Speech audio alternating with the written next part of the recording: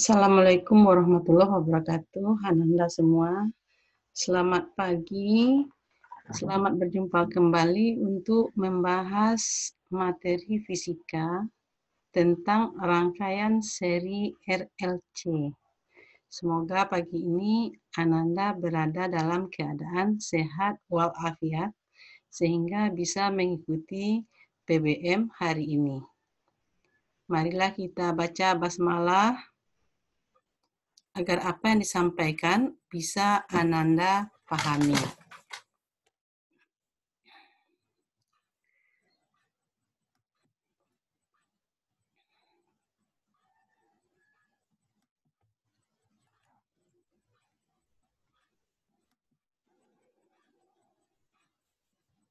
Nah, sekarang perhatikan bahwasanya kita akan mempelajari tentang rangkaian seri RLC arus bolak-balik. Nah, coba kamu perhatikan. Di kelas 1 kita sudah belajar tentang resistor yang dirangkai dengan sumber tegangan DC. Ya, DC itu dilambangkan dengan V. Ya. Kemudian sekarang kita akan mempelajari tentang bagaimana hambatan itu dan beberapa komponen listrik lainnya kita hubungkan dengan sumber tegangan arus bolak-balik. Ya, sumbernya ini lambangnya. Ya. Kita tahu bahwasanya suplai DC itu ya aliran arusnya itu searah. Ya. Sedangkan suplai AC aliran arusnya itu berubah secara periodik, secara tetap ya. Nah, kemudian kamu perhatikan juga di sini kalau digambarkan maka tegangan DC itu ini dia. Nah, sedangkan tegangan AC arus bolak-balik itu berubah setiap waktu. Kadang-kadang positif, kadang-kadang negatif. Ya.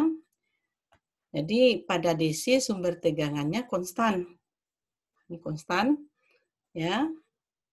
Sedangkan pada AC sumber tegangannya itu bervariasi secara berkala. Ya. Nah, secara berkala dia bervariasi seperti ini. Nah, ini sudah kamu lihat kemarin di osiloskop. Ya. Muatan listrik mengalir dalam satu arah saja. Ini DC. Tapi pada AC muatan listrik mengalir ya, kamu perhatikan ini berubah arah, berbalik secara periodik. Jadi kadang-kadang dia ini yang positif. Nah, sehingga dia mengalir ke kanan. Kadang-kadang ini yang positif sehingga dia mengalir ke kiri. Jadi terjadi perubahan. Nah, kemudian kita tahu bahwasanya rasio linier dari V terhadap I disebut dengan resistansi. Sini, R itu sama dengan V per I. Nah, ini di kelas 1 dulu kalau dia dihubungkan dengan sumber tegangan DC. Sedangkan sumber tegangan AC, rasio V terhadap I tergantung frekuensi dan perbedaan fase. Nah, tergantung frekuensinya ya dan perbedaan fase dari suplai tadi.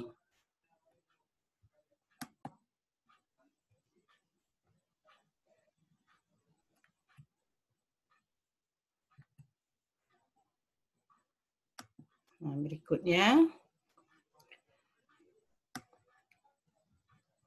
Kemarin kita juga sudah membahas tentang nilai efektif.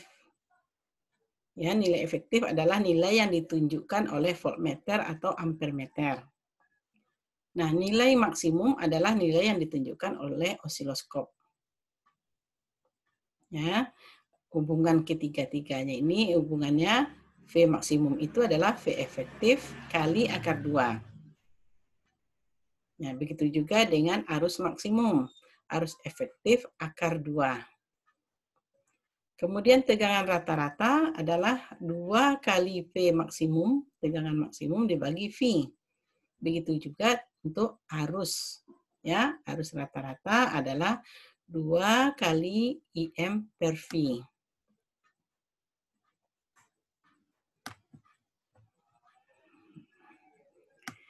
Nah, berikutnya.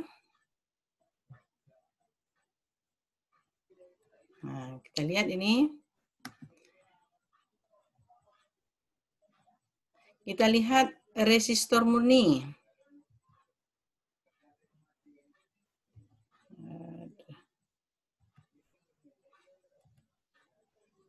Ini efektif.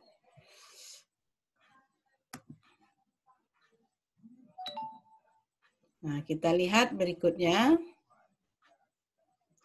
Contoh soal. Misalnya, arus bolak-balik mengalir pada penghantar memenuhi persamaan I sama dengan 20 sin 100 V kali T. Dengan I dalam ampere dan T dalam detik. Tentukan arus maksimum.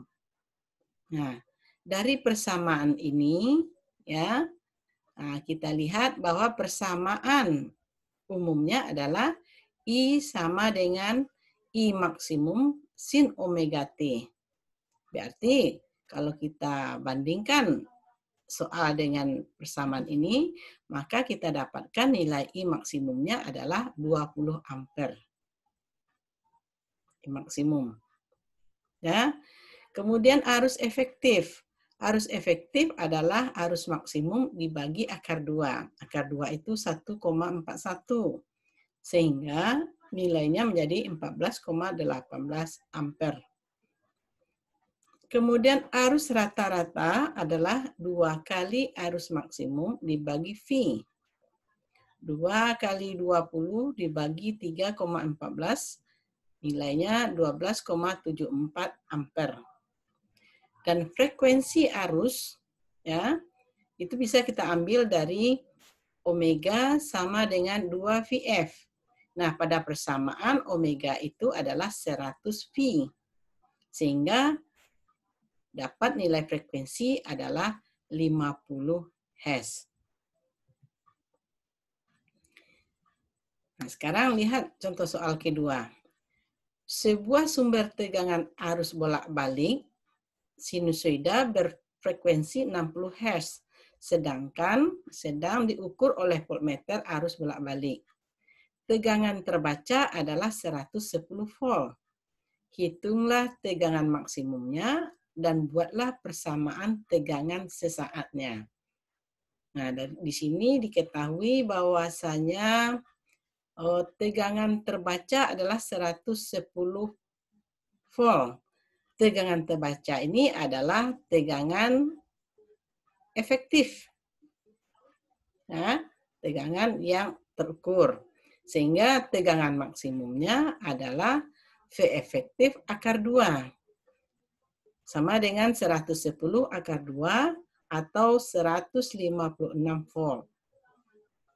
Nah, kemudian omeganya adalah 2 VF. F-nya 60, maka kita dapatkan nilai omega adalah 120 V. Sehingga persamaannya menjadi 156, ya ini V maksimum sin omega T. Berarti 156 sin 120 VT. Nah, sekarang sebelum kita membahas tentang rangkaian seri RLC, nah kita coba membahas satu persatu terlebih dahulu. Kalau misalnya R saja yang kita hubungkan dengan sumber tegangan bolak-balik, ya, maka arusnya akan mengalir, ya, melalui R. Nah, kemudian bisa juga seperti ini. Ya, sehingga R itu adalah V per I. Ini hukum Ohm, I sama dengan V per R. Sehingga R sama dengan V per I. Nah, karena ini resistor, maka kita kasih di sini indeksnya R. Nah, R itu bisa juga kita cari V maksimum per I maksimum.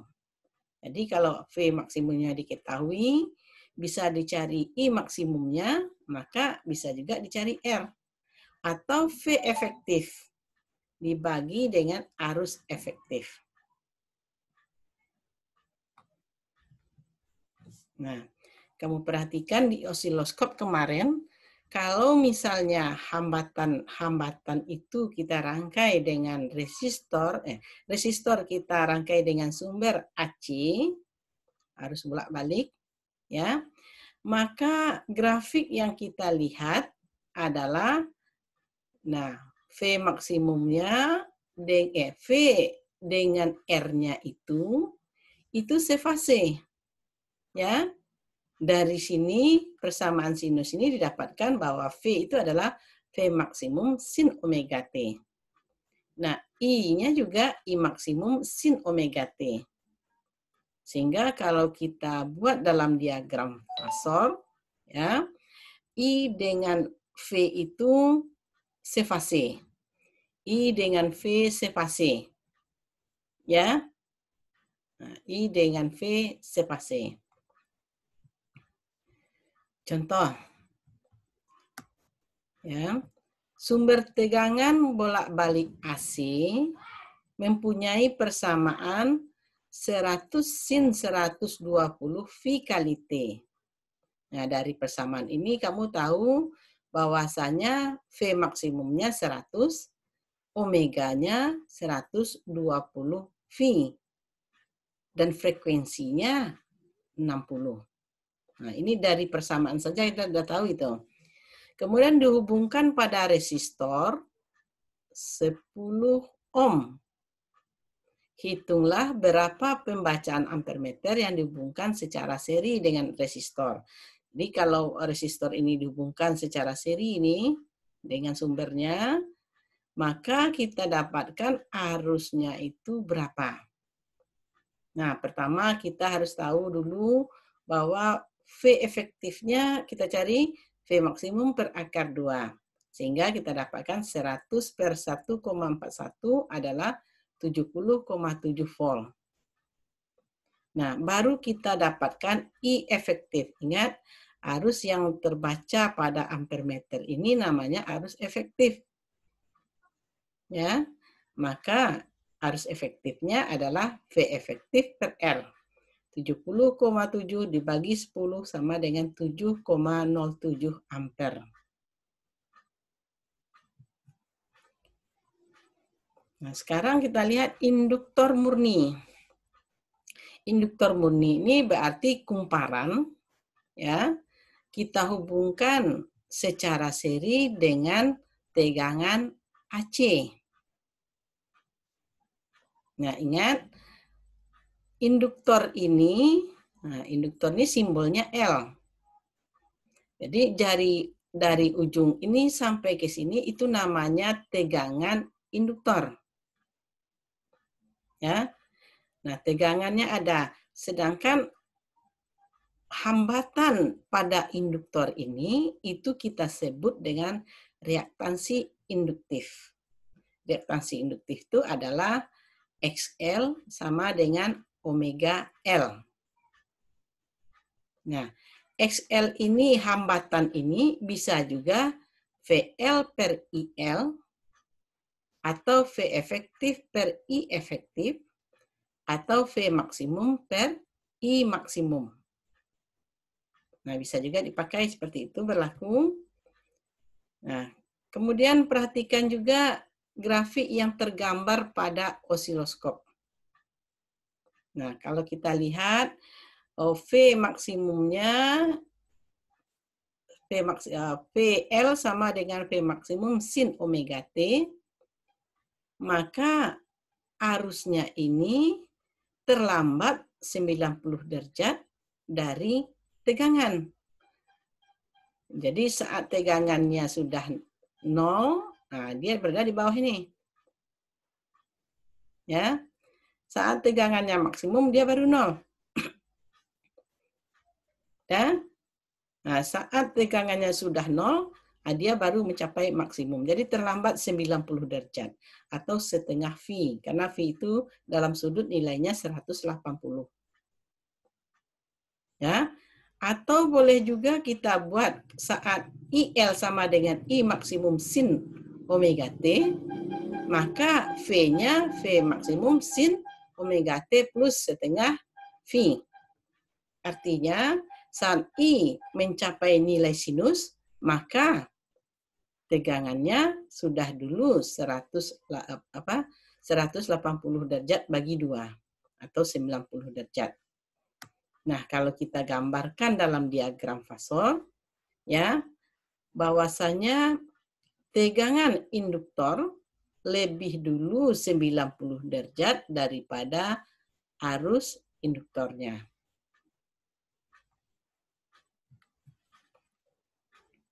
Nah, contohnya soal ini. Sebuah induktor mempunyai induktansi 0,1 Henry. Satuan induktansinya Henry. Dihubungkan dengan sumber tegangan AC yang mempunyai tegangan 24 sin 120 V kali T. Ini sumber tegangannya. Berapakah reaktansi induktif? Jadi hambatannya di sini berapa? Ya. Nah, XL adalah omega kali L. Dari persamaan omeganya adalah 120 V. Dan L, ya, induktansinya itu nilainya 0,1 Henry. Sehingga kita dapatkan 37,68 ohm. Itu reaktansi induktif. Ya, atau hambatan yang ada pada induktor ini. Nah, kuat arusnya yang mengalir pada induktor, I maksimum adalah V maksimum per XL, sama dengan V per R kalau pada resistor. Tapi pada induktor namanya V per XL. Ya, V maksimumnya itu dari persamaan didapatkan 24. Dan XL kita cari 37,68, sehingga arus maksimumnya adalah 0,637 ampere.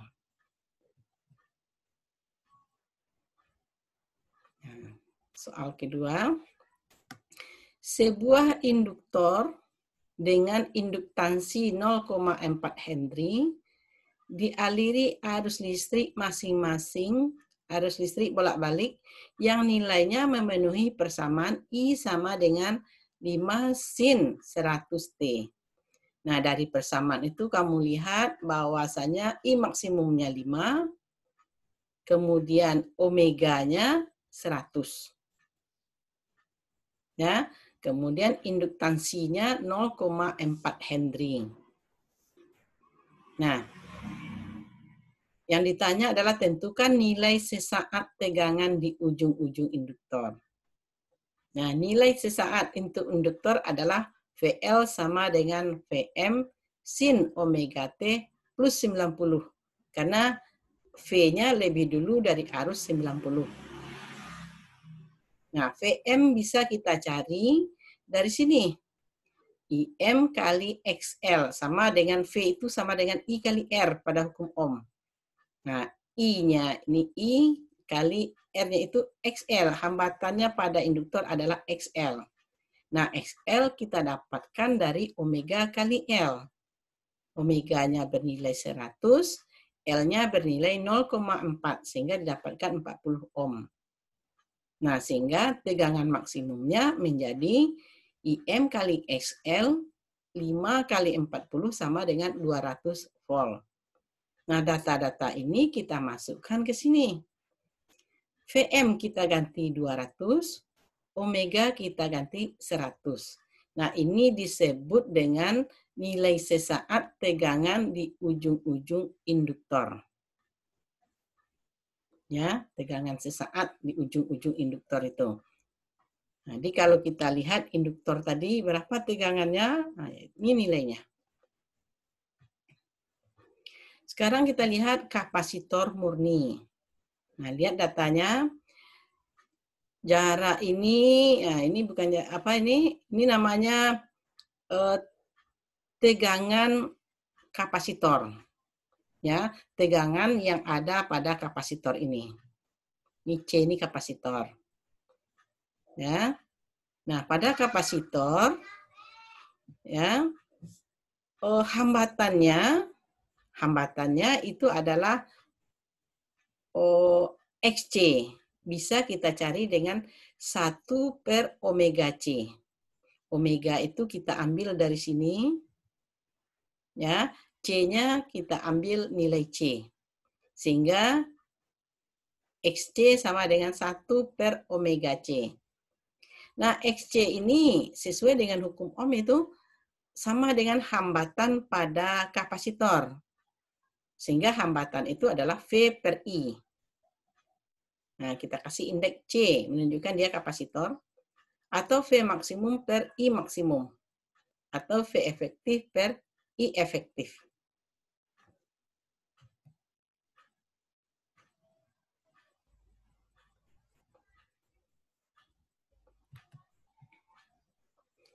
Nah, berikutnya kita lihat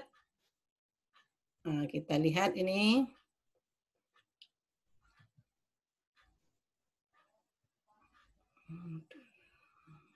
Nah, ini grafik yang terbentuk pada osiloskop apabila kapasitor itu kita hubungkan seri dengan sumber tegangannya. Nah, kamu lihat ini V maksimumnya, V maksimum sin omega T, yang maksimum itu nilai ini. Nah, ini V maksimum namanya ini. Nah, sehingga persamaan ini adalah V maksimum sin omega T. Sedangkan arusnya lebih dulu 90 derajat dari V. Sehingga kita buat di atas ini, yang terlihat pada osiloskop itu, nah berarti arusnya itu sudah dimulainya di sini. Jadi pada saat V-nya 0, arusnya sudah mencapai maksimum. Ya, pada saat V maksimum, arusnya sudah 0 kembali. Nah, seperti itu. Sehingga arusnya lebih dulu 90 derajat daripada V. Ya, harus lebih dulu 90 derajat daripada V. Harus, ini diagram fasornya, lebih dulu 90 derajat daripada V. Nah, kalau misalnya I kita jadikan I maksimum sin omega T, berarti VC-nya harus kita kurangkan dengan 90. Karena V itu terlambat 90 dari I.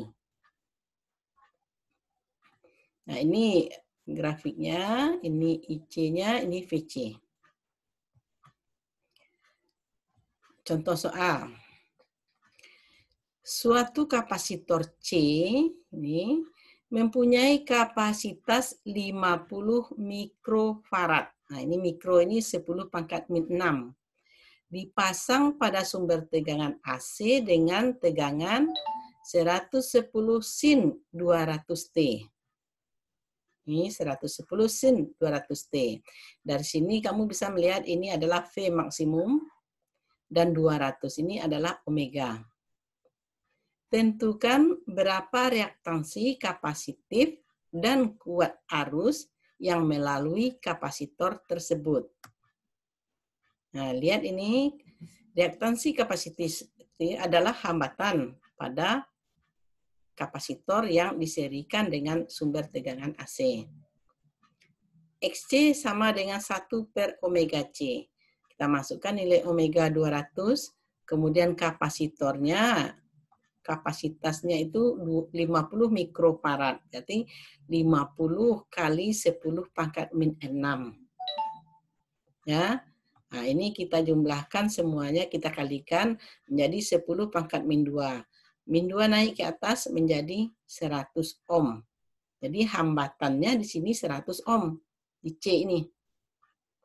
Kemudian arus maksimum bisa kita cari Ya, arus maksimumnya bisa kita cari V maksimum per XC. Karena dalam persamaan V maksimum itu 110. XC kita dapatkan 100 sehingga kita dapatkan I maksimumnya 1,1 ampere. Nah, yang ditanya adalah kuat arus yang melalui kapasitor tersebut. Berarti arus efektif yang ditanya. Arus efektif adalah I maksimum per akar 2. 1,1 per 1,41 sama dengan 0,78 ampere. Nah, contoh kedua. Contoh kedua. Sebuah kapasitor 200 mikrofarad dihubungkan dengan sumber tegangan arus bolak-balik. Arus yang mengalir pada rangkaian adalah I sama dengan 10 sin 100T. Nah, dari sini yang 10 itu adalah I maksimum. Yang 100 ini adalah omega. Tentukanlah persamaan tegangan pada kapasitor. Nah, ingat, kalau dia dalam bentuk sin omega T, maka tegangannya mundur 90 derajat. Karena arus pada kapasitor lebih dulu dari tegangan. Nah, kita masukkan nilainya. Kita cari terlebih dahulu omeganya di sini berapa? 100 sudah dapat. Kemudian kita cari V, I maksimum. Ya, I maksimum kita cari. Nah, sebentar, ini yang diketahui, bukan. Ini I maksimumnya 10. Sehingga V maksimum adalah I maksimum kali XC. Reaktansi kapasitif namanya.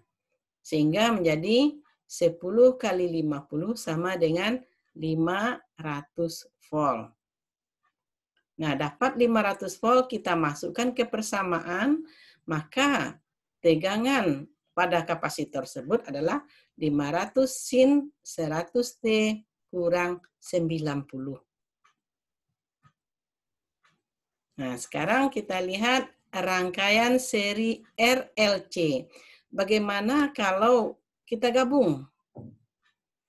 Ya. Nah, kalau dia kita gabung ini, maka hambatan di R namanya R. Hambatan di induktor namanya XL. Hambatan di kapasitor namanya XC. Nah, begitu juga dengan tegangan. Tegangan antara resistor ini namanya VR. Tegangan antara induktor namanya VL. Dan tegangan antara kapasitor namanya VC. Nah, arus yang mengalir di sini itu bisa kita sebut dengan V per Z. Z ini adalah impedansi atau hambatan pada rangkaian seri RLC. Jadi kalau sudah digabung hambatannya ini, maka namanya impedansi. Maka arus yang mengalir itu adalah V per Z. V itu adalah V semuanya. Dibagi dengan R semuanya. Hambatan semuanya. Atau bisa juga, karena arusnya sama, bisa juga VR per R. Arus itu juga yang mengalir ke sini. VL per L, XL. Arus itu juga yang mengalir ke C. Berarti VC per XC. Ya, ini rangkaian seri REC. Nah, sekarang berapa Z? Ya, berapa Z itu? Nah, sekarang kita lihat dulu. Dari grafik yang dibuat oleh osiloskop yang terdapat pada osiloskop ini, kalau VR itu V maksimum sin omega T, maka VL itu V maksimum sin omega T plus setengah V atau plus 90. Karena V pada induktor lebih dulu dari arus. Tapi pada R, pada resistor, V dengan arus itu sefase. Jadi I-nya seperti ini juga. Nah, pada kapasitor, ya, tegangan itu ya tertinggal 90 derajat daripada arus. Sehingga kita buat di sini setengah V. V ini 180. Karena V dalam sudut nilainya 180. Kalau V di luar sudut nilainya 3,14. Nah, kalau kamu perhatikan di sini, ini VR. Ya, VL-nya lebih dulu. Nah, ini VL sampai ke atas ya. VL lebih dulu daripada VR 90 derajat. VC tertinggal dari VR 90 derajat. Nah, berarti VL ini lebih besar dari VC. Kalau dua buah vektor ya digabungkan, dijumlahkan, yang besar kemudian kurang yang kecil, nah ini hasilnya. Hasilnya. Ini adalah VL kurang VC. Nah, sudah gabungan L dengan C. Ini dia. Nah, kemudian vektor VL kurang VC itu kita gabung lagi dengan VR. Maka didapatkan resultannya itu V ini. Nah, berapa V? V itu adalah akar Pitagoras biasa ya. Akar VR kuadrat ditambah VL kurang VC kuadrat. Nah, itu nilai V-nya. Nilai V yang ada di sini. Nah, V seluruhnya ini adalah VR kuadrat, akar VR kuadrat ditambah VL kurang VC dikuadratkan. Nah, sekarang kita lihat nilai dari impedansi. Impedansi itu adalah hambatan ya, hambatan total. Hambatan totalnya kamu perhatikan di sini, kalau V itu adalah akar VR kuadrat tambah VL kurang VC kuadrat, maka VR itu kita ganti dengan I kuadrat kali R kuadrat. Sedangkan VL kita ganti dengan I kuadrat kali XL kuadrat. VC kita ganti dengan I kuadrat kali XC kuadrat. Nah, I-nya kita keluarkan. Ya, kuadrat diakarkan jadi I, sehingga tinggal lagi akar dari R kuadrat tambah XL kurang XC kuadrat. Nah, V per I, nah kita pindahkan ke sini. V per I itu adalah hambatan. Ya, menjadi R kuadrat tambah XL kurang XC dikuadratkan. Nah, hambatan totalnya kita sebut dengan impedansi. Atau kita simbolkan dengan Z. Ya, sehingga kita dapatkan Z sama dengan akar R kuadrat tambah XL kurang XC kuadrat. Nah, sekarang kita lihat aplikasi soal. Nah, bagaimana kalau misalnya tidak 3, tapi 2 saja yang kita rangkai secara seri? Ya. Nah, kita tetap menggunakan rumusan tadi. Kan ini PL. Kalau R dengan L saja yang ada, berarti ini kita anggap 0. Maka persamaannya tadi menjadi seperti ini. PR kuadrat tambah PL kuadrat. Dan Z-nya seperti itu juga, R kuadrat tambah XL kuadrat. XL adalah omega L atau 2VF kali L. Omega itu 2VF. Maka I sama dengan V per Z. Nah, ini VR, ini VL, ini diagram fasornya. Maka nilai V-nya seperti ini.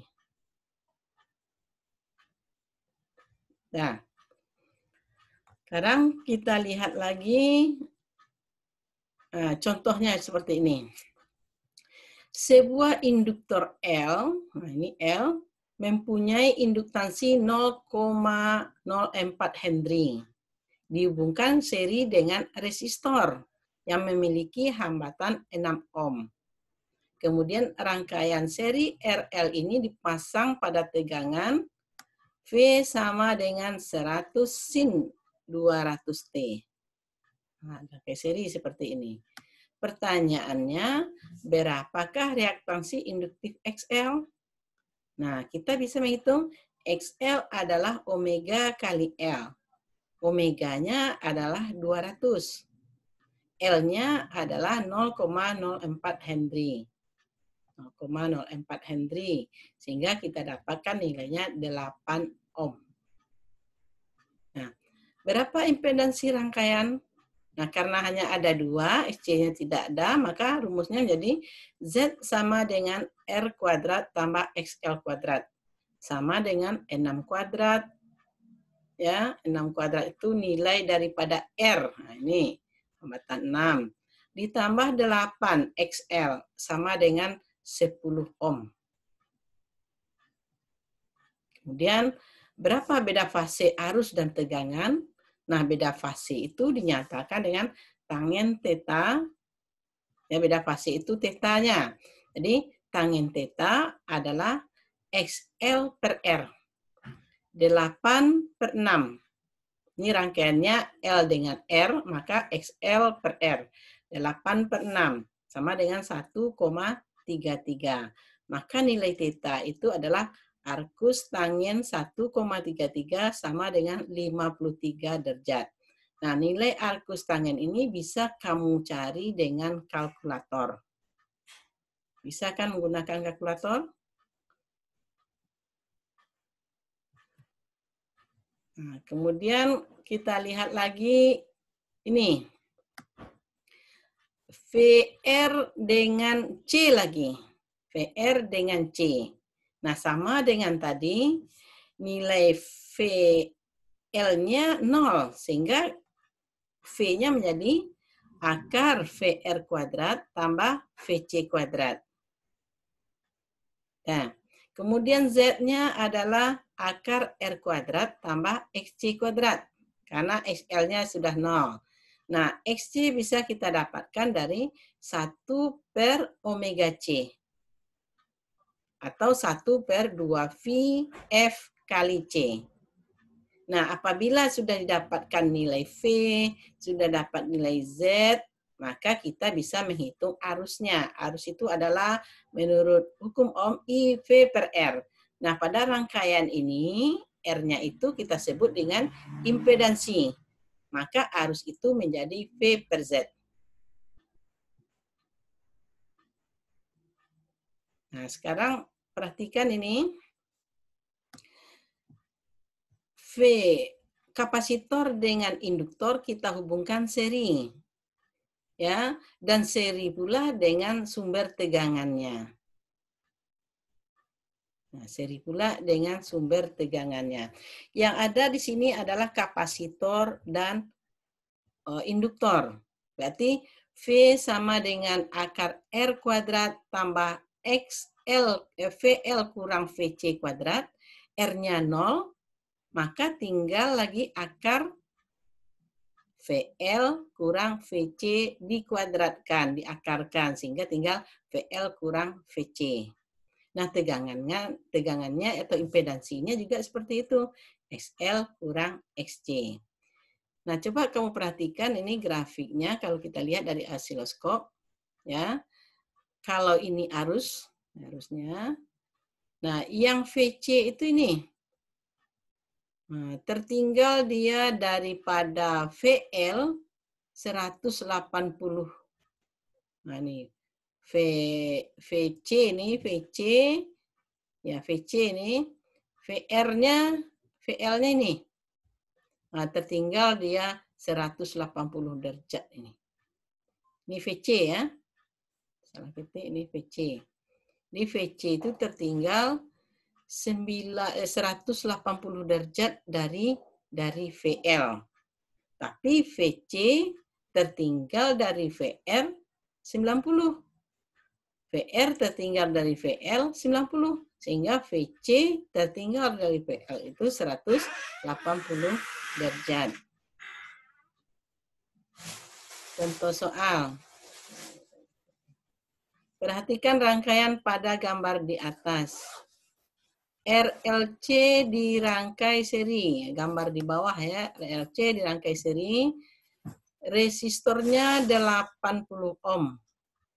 Induktor 1,1 Henry. Dan kapasitornya 0,2 milifarad. Farad, jadi satuan dari kapasitor itu adalah farad. Pada rangkaian tersebut dialiri arus listrik bolak-balik dengan frekuensi 100 radian per sekon. Nah, radian per sekon itu adalah frekuensi sudut atau omega.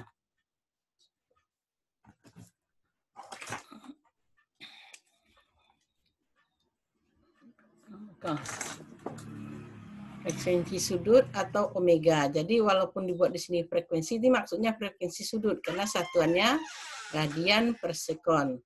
Jika diketahui VBC, nah berarti ini VL, karena ini adalah induktor 200 volt, maka tentukanlah impedansi rangkaian. Ya, impedansi rangkaian. Jadi kita mulai dari sini. Nah, perhatikan ini. XL adalah omega L. Omega L itu 100 kali 1,1 sama dengan 110 ohm. Omeganya 100 dari persamaan 100. Nah ini. L-nya itu 1,1. Sehingga kita dapatkan XL-nya adalah 110. Kemudian XC, 1 per omega C. Omeganya 100. C-nya kita lihat. C-nya 0,2 milifarad. 0,2 mili. Mili itu 10 pangkat min 3. Ya. Sehingga kita dapatkan nilai XC itu adalah 1 per 100 kali 0,2 kali 10 pangkat min 3. Sama dengan 1 per 2 kali 10 pangkat 2. 10 pangkat min 2 itu naik ke atas 100, maka menjadi 50 ohm. Ya, sedangkan nilai R tadi sudah ada nilainya sebanyak 80 ohm. Maka kita dapatkan impedansi rangkaian adalah Z sama dengan akar dari R kuadrat tambah XL kurang XC dikuadratkan. Sama dengan akar 80 kuadrat tambah 110 kurang 50 dikuadratkan. Sehingga hasil Z atau impedansinya adalah 100 ohm. Nah, pertanyaan berikutnya, arus efektif yang mengalir pada rangkaian. Nah, arus efektif ya bisa kita cari dengan VL per XL atau VR per R atau VC per XC. Nah, data yang lengkap adalah VL. Nah, maka kita ambil VL per XL. XL itu kita dapatkan ya 110 ohm. Sehingga V-nya itu 200 dalam soal. 200 per 110 sama dengan 1,82. Ya, atau 2 ampere. Kemudian berikutnya, tegangan efektif AD. Berarti dari A ke D tegangan efektifnya. Ya, dari A ke D. Perhatikan gambarnya dari A ke D. Berarti seluruhnya.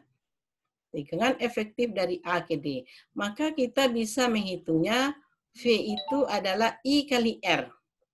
Tetapi pada rangkaian ini yang sebagai hambatannya kita sebut dengan Z. Maka VAD adalah I efektif kali Z. Ya, 1,82 kali 100 sama dengan 182 volt. Ya, tapi kalau ditanya VAB berapa? Atau VR-nya. VR-nya itu, nah berarti ini dari AB. Berapa VR? Nah, bisa kita hitung dengan cara I efektif kali R. Kalau kita mencari VCD, nah ini CD Maka bisa kita ambil VCD adalah I efektif kali XC. Karena ini C. Ya. Sehingga kalau kita ingin mencari berapa V seluruhnya, maka bisa kita hitung dengan VR kuadrat tambah VL kurang VC dikuadratkan. Nah, sekarang pertanyaan berikutnya. Beda fase antara VAD, AD ya, dengan arus yang melewati rangkaian. Nah, AD, beda fase antara AD. AD itu, nah ini, XL kurang XC per Z. Ya, XL kurang XC per Z. Sama dengan 110 kurang 50 per 80. Maka didapatkan 3/4. Maka theta adalah arcus tangen 3/4 sama dengan 37 derajat. Ini bisa kita hitung dengan menggunakan kalkulator. Nah, kemudian pertanyaan berikutnya, daya yang diserap rangkaian. Nah, daya itu pada rangkaian DC, yang menggunakan sumber tegangan DC, P itu V kali I. Ya, tetapi pada AC, V itu adalah tegangan AD dikali arus dikali cos theta. Nah, tegangan AD itu 182 kali arusnya 1,82 atau 2 cos theta dapat 291 watt.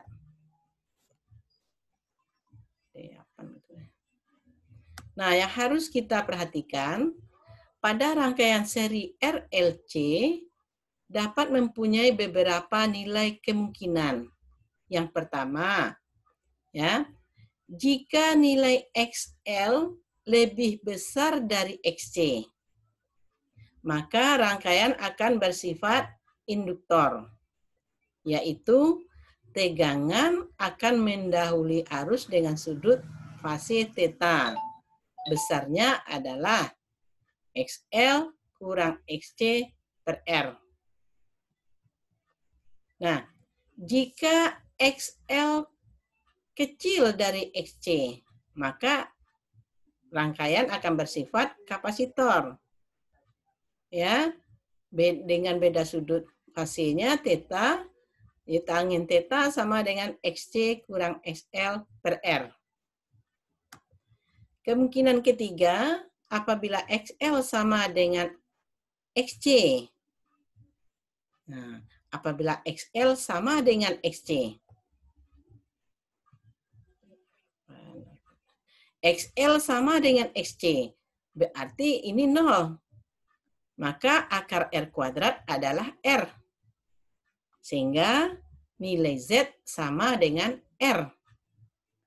Nah, maka pada rangkaian akan terjadi resonansi yang disebut dengan resonansi seri atau resonansi deret.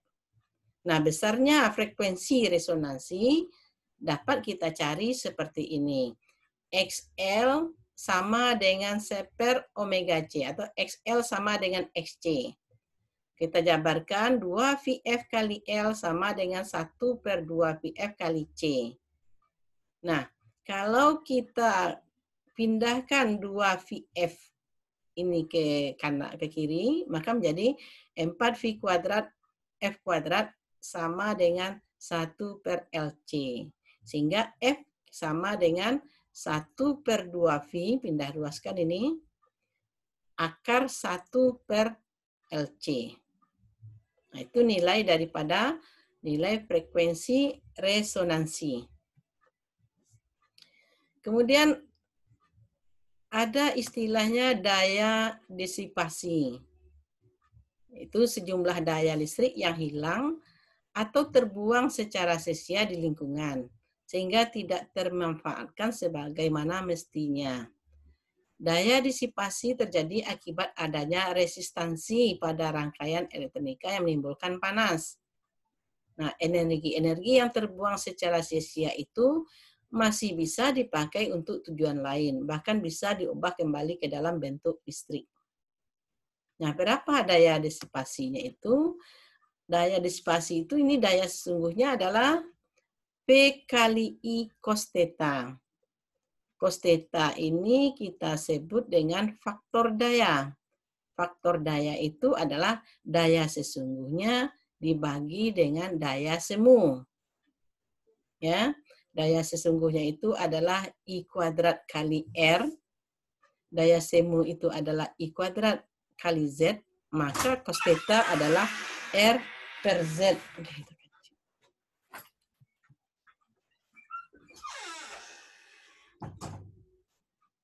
Demikianlah yang bisa kita terangkan tentang rangkaian seri RLC.